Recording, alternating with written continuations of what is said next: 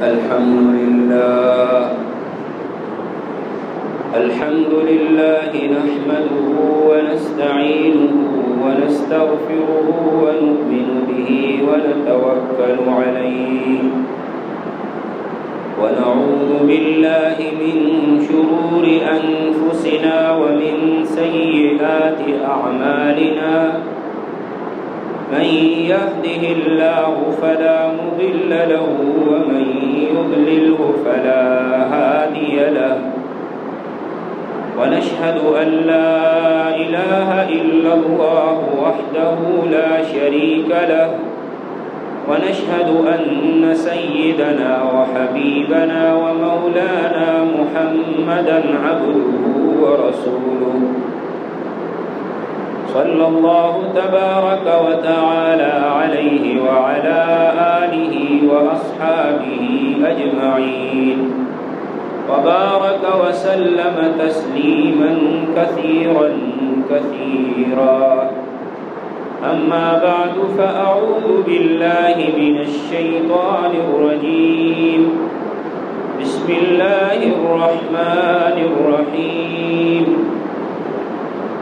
الرجال قوامون على النساء بما فضل الله بعضهم على بعض وبما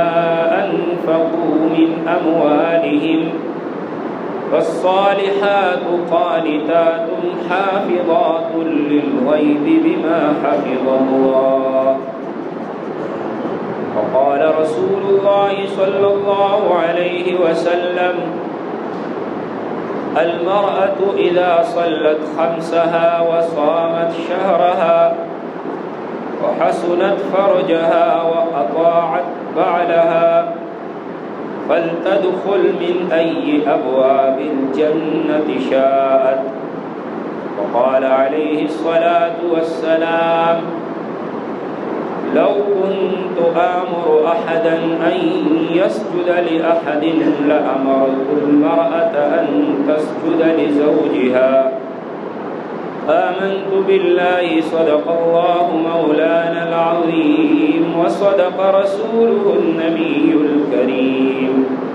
ونحن على ذلك من الشاهدين والشاكرين والحمد لله رب العالمين. میرے محترم بزرگوں اور عزیز ساتھیوں، گزشتہ 3 جمعوں سے مرد کے ذمے جو بیوی کے حقوق ہے وہ بیان کیے گئے. شریعت مقدسہ اللہ تعالیٰ کا بنایا ہوا ایک عظیم الشان قانون ہے، اور اس قانون کے اندر صرف ایک طرف کے حقوق کا بیان نہیں ہوتا،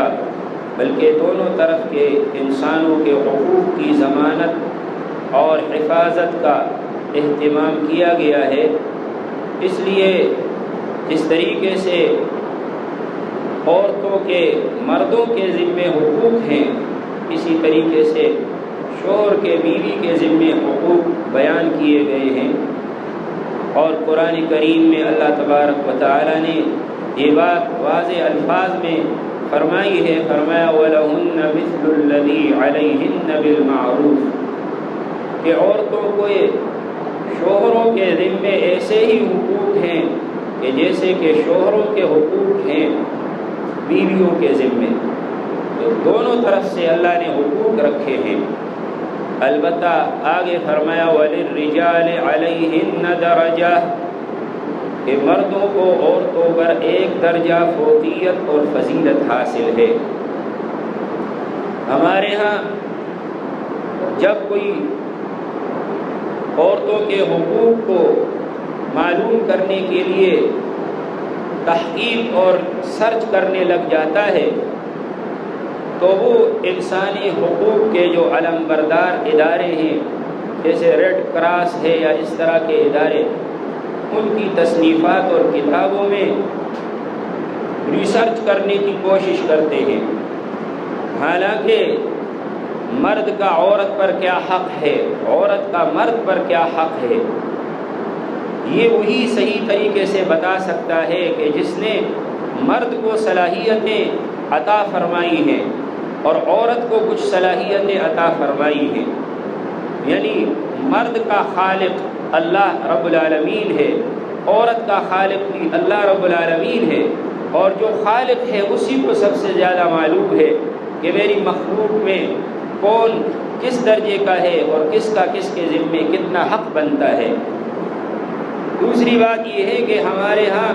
معاشرے میں دنیا کے اندر رواج یہ ہے کہ حقوق کے مطالبے پر زور دیا جاتا ہے.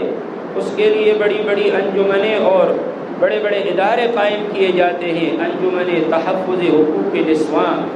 اور انجمن تحفظ حقوق تاجران یا اس طرح کے ادارے ہوتے ہیں.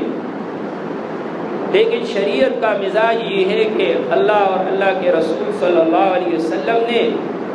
ہمیں اس طرف زیادہ متوجہ کیا ہے کہ ہم اپنے فرائض کو زیادہ ادا کریں. ہر آدمی اپنے فرائض کو دیکھے کہ میرے ذمے اللہ نے کیا فرائض رکھے ہیں، ان فرائض کو ادا کریں. یہ نہ کہیں کہ ہمارا حق دیا جائے اور اس کے اندر کوئی کمی نہ کی جائے اور ہمارے ذمے جو فریضہ ہے ہم اس کو ادا نہ کریں. اگر سارے اپنے حقوق ہی کا مطالبہ کریں گے، کسی کو فکر نہیں ہوگی کہ میرے ذمے کیا فریضہ ہے وہ بھی میں ادا کروں، تو کسی کا حق بھی ادا نہیں ہوگا. اور اگر سارے اس کا اہتمام کریں کہ ہمارے ذمے کیا فرائض ہیں، ہمارے ذمے کیا حقوق ہے، ہم وہ ادا کریں جو دوسرے کا حق ہے، اور دوسرے سے اگر کوئی حق ادا کرنے میں کمی کوتاہی ہو تو چلو درگزر کریں، معاف کریں. تو ایسی صورت میں معاشرہ ایک بڑا ہی حسین اور پرسکون بن جائے گا. اس لیے نبی کریم صلی اللہ علیہ وسلم سے ایک صحابی نے ایک مرتبہ پوچھا کہ یا رسول اللہ، اگر آپ کے بعد ہمارے اوپر ایسے حکمران آ جائیں کہ جو ہم سے تو اپنا حق کا مطالبہ کریں لیکن ہمارے حقوق ہمیں نہ دیں، یہ کیسے صحابی کو اللہ تعالیٰ نے ان کے دل میں ڈال دیا کہ بعد میں اس طرح کے حکمران بہت کثرت سے آئے ہیں کہ عوام سے تو ان کے حقوق کا مطالبہ کرتے ہیں لیکن عوام کا حق ادا نہیں کرتے. تو اس صحابی نے پوچھا کہ یا رسول اللہ، اگر ہمارے اوپر ایسے حکمران آ گئے کہ ہم سے تو اپنا حق چاہتے ہیں لیکن ہمارا حق ہمیں ادا نہیں کرتے، تو کیا ہم ان سے قتال کریں، لڑائی کریں؟ تو حضور صلی اللہ علیہ وسلم نے فرمایا کہ ہرگز نہیں، قتال نہ کرو.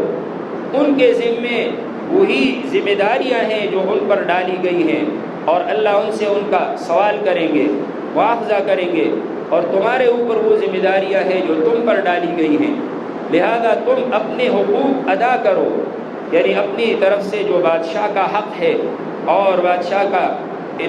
جائز کاموں میں اطاعت کرنا ہے، حقوق ہے، وہ ادا کرو. اگر وہ ادا نہیں کرتے تو اللہ کے سامنے جواب دہ ہوں گے. تو اس حدیث سے بھی معلوم ہوا کہ شریعت اس بات پر زیادہ زور دیتی ہے کہ ہماری ذمہ داری کیا ہے، ہمارے ذمے کیا فرائض ہیں، ہم اس کو ادا کرنے والے بن جائیں. تو اس لیے جب انسان اپنے ذمے فرائض اور اپنے ذمے جو دوسرے کے حقوق ہے وہ ادا کرے گا تو اللہ تعالیٰ کے ہاں سرخرو ہو جائے گا. تو اس لیے جس طرح بیویوں کے حقوق ہمارے ذمے ہیں تو شوہر کے حقوق بھی بیویوں کے اوپر ہیں، اور اس کے بارے میں شریعت نے بہت ہی عظیم الشان تعلیم دی ہے. ایک حدیث میں نبی کریم صلی اللہ علیہ وسلم نے فرمایا اعظم الناس حقا علی المرأة زوجها، کہ لوگوں میں سے سب سے بڑا حق عورت پر اس کے شوہر کا ہے. وَأَعْظَمُ النَّاسِ حَقًّا عَلَى الرَّجُلِ أُمُّهَا، اور مرد پر لوگوں میں سے سب سے بڑا حق اس کی ماں کا ہے. تو اس لیے عورت پر نکاح اور شادی کے بعد سب سے بڑا حق اس کے شوہر کا بنتا ہے، والدین کا حق بھی اس کے بعد ہے، اور مرد پر سب سے بڑا حق اس کی ماں کا بنتا ہے. اور ایک حدیث میں نبی پاک صلی اللہ علیہ وسلم نے فرمایا کہ لو كنت آمر احدا ان يسجد لاحد، کہ اگر میں کسی کو حکم کرتا بالفرض کہ وہ کسی کے سامنے سجدہ کرے تو لامرت المرأة، ان تسجد لزوجها، تو میں عورت کو حکم کرتا کہ وہ اپنے شوہر کے سامنے سجدہ کرے، لیکن فرمایا کہ اللہ کے علاوہ کسی کے لیے سجدہ جائز نہیں ہے۔ تو یہ حدیث آپ نے اس وقت ارشاد فرمائی تھی کہ حضرت قیس ابن سعد رضی اللہ تعالی عنہ صحابی ایک مرتبہ جو ہے وہ دور دراز علاقے گئے تھے، وہاں دیکھا کہ بادشاہوں اور سرداروں کے سامنے رعایا سجدہ کرتی ہے، تو انہوں نے یہ سوچا کہ یہ اتنی تعظیم اور احترام ان کا کرتے ہیں، تو ہمارے سردار محمد رسول اللہ صلی اللہ علیہ وسلم وہ تو ان سے زیادہ حقدار ہیں اس کے۔ تو آپ صلی اللہ علیہ وسلم کے پاس آئے اور آپ سے یہ پوچھا کہ یا رسول اللہ ہم بھی آپ کے سامنے سجدہ کریں؟ تو حضور صلی اللہ علیہ وسلم نے فرمایا ہرگز نہیں، اگر میں کسی کو کسی کے سامنے سجدہ کرنے کی اجازت دیتا تو میں عورت کو کہتا کہ اپنے شوہر کے سامنے سجدہ کرے، لیکن اس شریعت میں کسی کے سامنے سجدہ کرنے کی اجازت نہیں ہے۔ اس لیے جو ہے وہ اتنا بڑا حق رکھا ہے اللہ تعالیٰ نے شوہر کا۔ اور ایک حدیث میں آتا ہے نبی پاک صلی اللہ علیہ وسلم نے فرمایا کہ جب کوئی بیوی اپنے شوہر کو تکلیف پہنچاتی ہے، بعض عورتوں کی خصلت مزاج کے اندر فساد اور خرابی آ جاتی ہے، تو فرمایا جو عورت جب کسی اپنے شوہر کو تکلیف پہنچاتی ہے تو فرمایا اللہ نے اس شوہر کے لیے جو جنت میں حوریں بیوی کے طور پر پیدا کی ہیں، تو وہ ان حوروں کو پتہ چلتا ہے، وہ کہتی ہے کہ اللہ تجھے ہلاک کرے، اس عورت کو کہتی ہے یہ تیرے پاس چند دنوں کا مہمان ہے اور چند دنوں کے بعد ہی ہمارے پاس آ جائے گا، اس لیے اس کو ہرگز تکلیف نہ پہنچا۔ اور ایک حدیث میں نبی کریم صلی اللہ علیہ وسلم نے فرمایا کہ جب شوہر اپنے بیوی پر غصے ہوتا ہے، بیوی کے قصور اور اس کے کسی خطا کی وجہ سے اس کے اوپر غصہ ہوتا ہے اس کو، اور فرمایا وہ رات گزارتی ہے تو فرشتے اس کے اوپر لعنت کرتے رہتے ہیں۔ اس لیے اللہ تعالیٰ نے مرد کا بیوی پر یہ اتنا بڑا حق رکھا ہے۔ اور شوہر کے بیوی پر کیا حقوق ہیں اس کے بارے میں جو اصل قرآن کی آیت ہے وہ یہ سورۃ النساء کی آیت ہے، جس میں اللہ نے فرمایا الرجال قوامون علی النساء بما فضل اللہ بعضهم علی بعض، مردوں کو اللہ تعالیٰ نے عورتوں پر نگہبان اور امیر بنایا ہے۔ تو سب سے پہلا حق یہ ہے کہ گھر کے اندر امیر اور نگران منتظم وہ مرد ہے، اور عورت اس کے ماتحت اس کے حکم کے مطابق اور اس کے مشورے کے مطابق گھر کے اندر کام کرے گی۔ اس لیے یہ حکم ہے۔ اب اس حکم کو بعض غیر مسلم لوگ جب سنتے ہیں اور دیکھتے ہیں تو اسلام کے خلاف پروپیگنڈا کھڑا کر دیتے ہیں، اور ان کے پروپیگنڈے سے بعض اوقات ہماری بھولی بالی بہنیں جو ہیں وہ متاثر ہو جاتی ہیں۔ وہ یہ پروپیگنڈا کرتے ہیں کہ دیکھو تمہارا اسلام کیسا دین ہے کہ اس کے اندر تمہیں لونڈی اور باندی بنا دیا گیا اور مرد کو تمہارے اوپر حاکم اور بادشاہ بنا دیا گیا، تو عورتوں کو ذلیل کر دیا گیا، حالانکہ سب کا حق برابر ہونا چاہیے۔ تو یہ ان کا بڑا پروپیگنڈا ہے، حالانکہ یہ حقیقت کو نہ سمجھنے کی وجہ سے پروپیگنڈا کیا گیا ہے۔ اصل حقیقت یہ ہے کہ جب بھی کوئی اجتماعی کام کیا جاتا ہے تو اس میں ساری دنیا کے عقلاء اس پر متفق ہیں کہ کسی کو امیر بنایا جاتا ہے، کسی کو بڑا بنایا جاتا ہے، تاکہ فیصلہ ہو تو اس کی رائے کو زیادہ ترجیح دی جائے۔ چنانچہ ایک ملک کے اندر جب بھی کوئی فیصلہ ہوتا ہے تو بادشاہ کے حکم کی اطاعت کی جاتی ہے۔ اسی طریقے سے تمام اداروں کے اندر پرنسپل ہوتا ہے، کوئی نہ کوئی سربراہ ہوتا ہے، اور اس کی اطاعت کو ضروری قرار دیا جاتا ہے۔ تو اسی طریقے سے گھر کا جو نظام ہے یہ بھی ایک چھوٹی سی حکومت ہے اور ایک چھوٹا سا علاقہ ہے، اس کے اندر بھی نظام اجتماعی ہے۔ یہ صحیح طریقے سے تب چلے گا کہ جب ان میں سے ایک کو امیر بنا دیا جائے۔ شریعت کا حکم یہ ہے کہ اگر تم سفر کرو اور دو آدمی سفر پر روانہ ہو تو اپنے میں سے ایک کو امیر بنا دے، تاکہ سفر کا انتظام صحیح طریقے سے ہو سکے۔ تو جب ایک چھوٹے سے سفر میں جو چند گھنٹوں کا ہے یہ حکم ہے، تو زندگی کا اتنا لمبا سفر جو میاں بیوی نے طے کرنا ہے اس میں بطریق اولا کسی نہ کسی کو بڑا بنا دیا جائے تاکہ وہ جو ہے وہ اس کے انتظام کے اندر اور معاملات کے اندر اس کی بات کو مانا جائے۔ تو اس لیے شریعت نے حکم دیا کہ مرد اس لحاظ سے زیادہ اولا ہے، کیونکہ دو صورتیں تھیں، یا تو مرد کو منتظم بنایا جاتا یا بیوی کو منتظم بنایا جاتا۔ اب انسانی عقل یہ فیصلہ نہیں کر سکتی، یہ فیصلہ اللہ رب العالمین ہی کر سکتے ہیں کہ جن کو مرد کی صلاحیتوں کا علم ہے، عورت کی صلاحیتوں کا علم ہے۔ تو اللہ نے فرمایا کہ الرجال قوامون علی النساء، کہ مرد عورتوں پر منتظم ہیں، حاکم ہیں۔ اس لیے شریعت نے عورت کو حکم دیا ہے، بیوی کو حکم دیا ہے کہ تمام جائز امور میں وہ شوہر کی اطاعت کرے۔ اس لیے بیوی پر شوہر کا یہ حق ہے کہ جائز امور میں وہ شوہر کی اطاعت کرے۔ یہ نہیں کہ جائز امور کے اندر بیوی کو بڑا بنا دیا جائے اور شوہر ہر کام میں اس کی اطاعت کرے۔ اگر اس طرح ہوگا تو پھر یہ معاملہ فطرت کے خلاف ہے اور عقل کے بھی خلاف ہے، شریعت کے بھی خلاف ہے، کیونکہ اللہ تعالیٰ نے انسان مرد کو جو صلاحیتیں دی ہیں، قوت عطا فرمائی ہے اور عقل عطا فرمایا ہے، وہ عورت کے مقابلے میں زیادہ ہے۔ اس لیے مرد کا فیصلہ فرمایا کہ یہ مرد جو کہے گا اس پر عمل کیا جائے گا، لیکن اس کا یہ مطلب نہیں ہے کہ جو دوسری شریعتوں اور ادیان میں ایک حاکم کا تصور ہے، ایک بادشاہ کا تصور ہے، وہ ہمارے ذہن میں فوراً آ جاتا ہے، کیونکہ ہمارے ہاں بھی انگریزوں کی حکومت 200 سال تک رہی، اس کے اثرات اب تک باقی ہیں۔ تو اب دوسرے ممالک اور دوسرے ادیان والے تو حکومت اس طرح کرتے ہیں کہ بس تخت اور کرسی پر بیٹھے ہیں اور حکم ہی چلا رہے ہیں، ان کا امیر بھی اسی طرح تکبر کے ساتھ تمام معاملات انجام دیتا ہے۔ لیکن ہماری شریعت کا حکم یہ نہیں ہے، ہماری شریعت تو یہ کہتی ہے کہ جو سردار ہے، جو امیر ہے، فرمایا وہ قوم کا خادم ہے۔ نبی پاک صلی اللہ علیہ وسلم کا ارشاد ہے سید القوم خادمہم،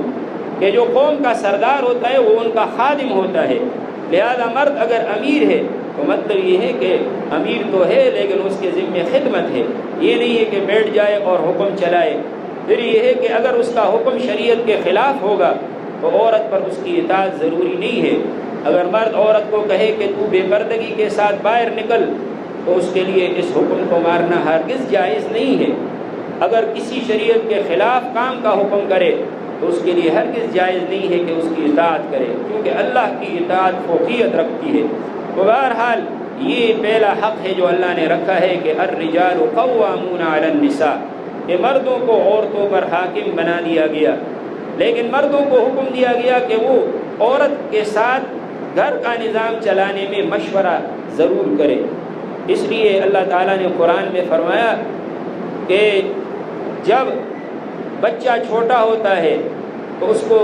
ماں دودھ پلاتی ہے، تو فرمایا کہ دودھ پلانے کی مدت 2 سال ہے، لیکن اگر اس سے پہلے ماں اور باپ مشورہ کر کے یہ فیصلہ کریں کہ اس کا دودھ چھڑا لینا بہتر ہے تو فرمایا کہ اس کی اجازت ہے، اس میں کوئی گناہ نہیں ہے۔ فَإِنْ أَرَادَا فِصَالًا عَنْ تَرَاضٍ مِّنْهُمَا وَتَشَاوُرٍ فَلَا جُنَاحَ عَلَيْهِمَا، فرمایا اگر ماں باپ باہمی رضامندی کے ساتھ اور باہمی مشورے کے ساتھ یہ فیصلہ کریں کہ بچے کو 2 سال سے پہلے دودھ چھڑا لیا جائے تو اس میں کوئی حرج کی بات نہیں ہے۔ تو اس آیت سے معلوم ہوا کہ مرد کو حکم ہے کہ گھر کا نظام چلانے میں وہ حاکم ہے اور منتظم ہے، لیکن اپنی بیوی سے مشورہ کرے۔ اور ایک روایت میں فرمایا کہ جب تم اپنی بیٹی کا رشتہ کسی کو دو تو اس کی ماں سے مشورہ کر لیا کرو۔ آج ہم ان باتوں میں کوتاہی کر جاتے ہیں جس کی وجہ سے گھر تباہ ہو جاتے ہیں۔ تو اس لیے ایک طرف تو بعض لوگ ایسے ہیں کہ جنہوں نے عورت ہی کو گھر کا سارا نظام سپرد کر رکھا ہے اور سارے جو احکامات ہیں اور ساری جو گھر کا نظام ہے وہ عورت چلا رہی ہے، مرد اس کی مانتا ہے۔ یہ فطرت کے خلاف ہے۔ جب اس طرح ہوگا تو حدیث میں آتا ہے، نبی کریم صلی اللہ علیہ وسلم نے فرمایا کہ جب تمہارے گھریلو معاملات تمہاری عورتوں کے ہاتھ میں آ جائیں گے تو فرمایا زمین کا نچلا حصہ تمہارے لیے زمین کے اوپر سے پھر بہتر ہوگا. یعنی جب تمہارا گھر کا نظام عورتوں کے کنٹرول میں آ جائے گا، مرد اس کے سامنے دب جائے گا، محکوم بن جائے گا، تو زندگی اتنی مشکل تمہارے لیے ہو جائے گی کہ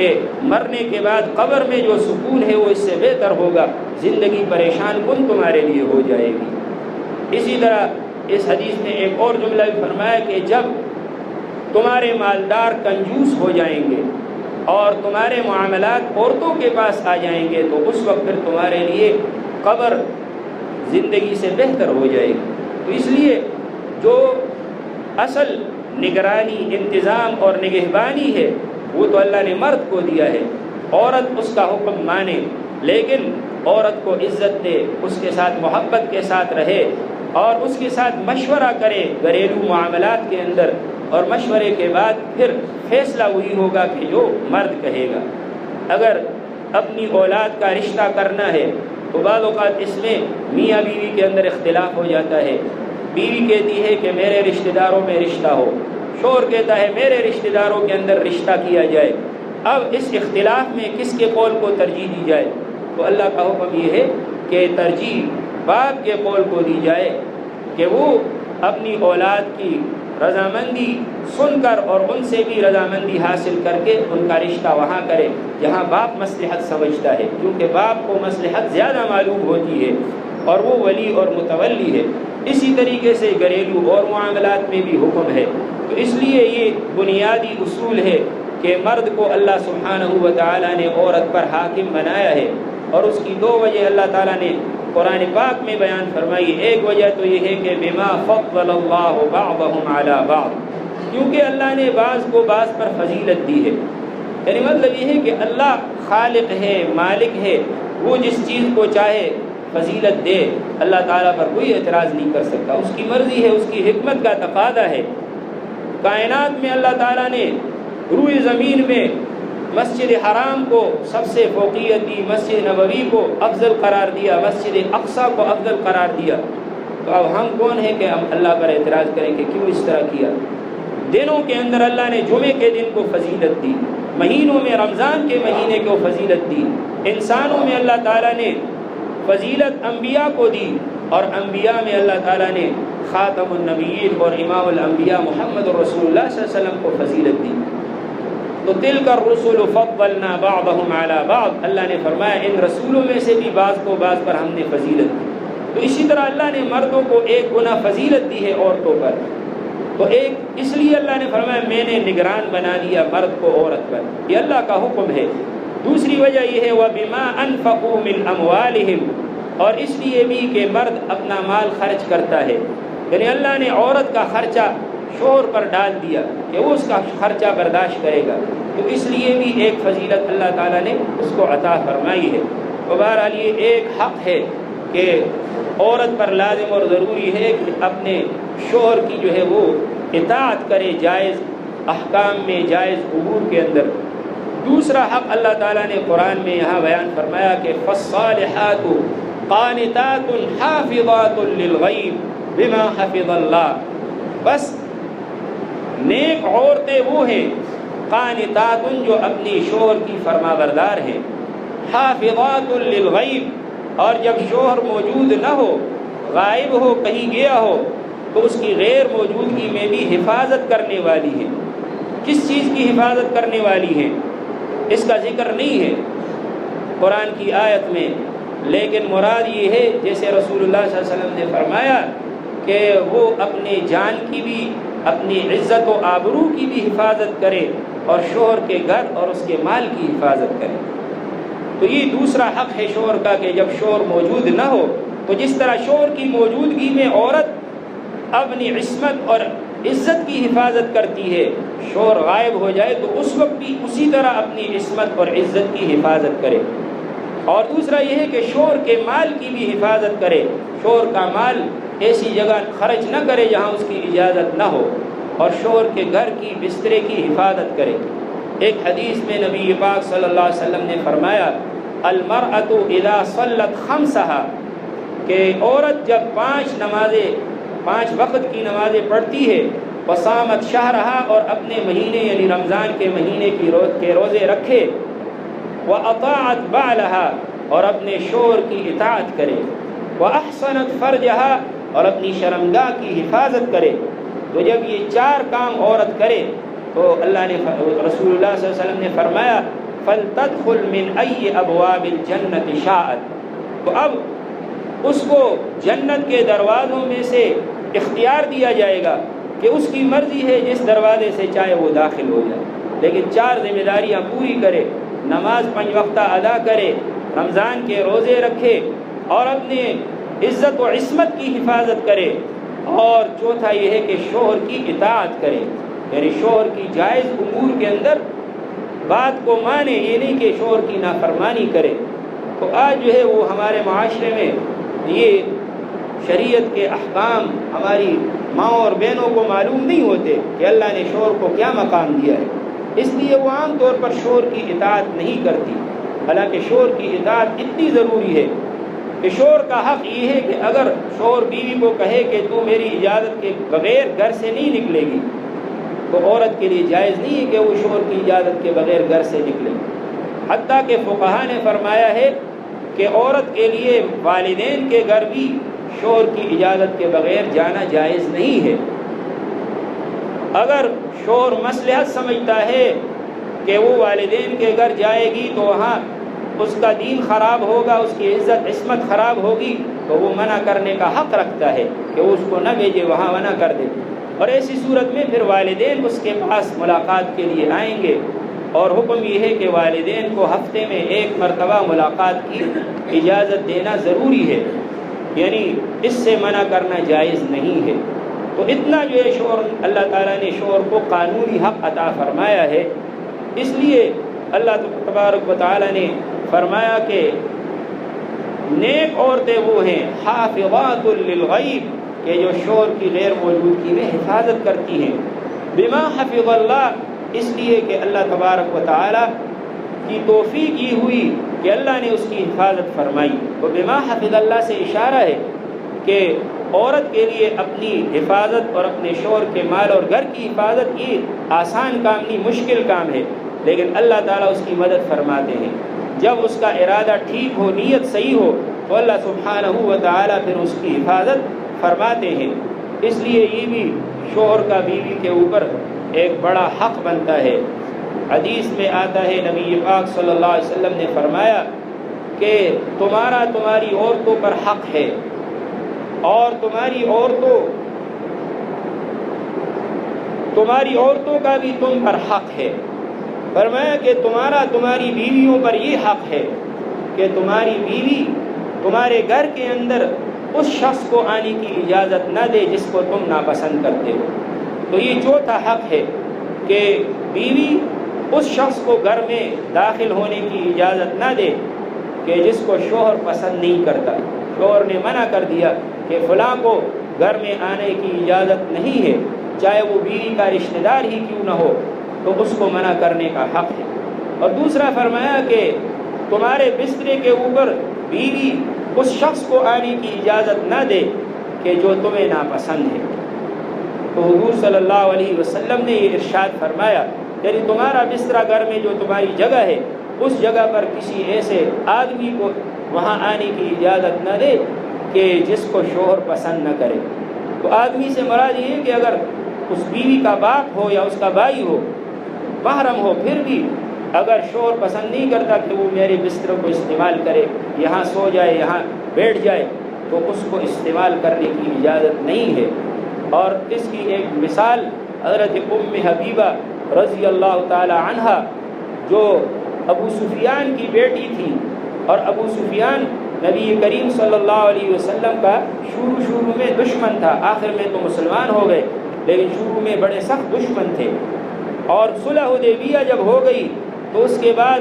مشرکین مکہ نے معاہدہ توڑ دیا، تو حضور صلی اللہ علیہ وسلم نے فرمایا اب ہمارے ذمے معاہدے کی پاسداری نہیں ہے،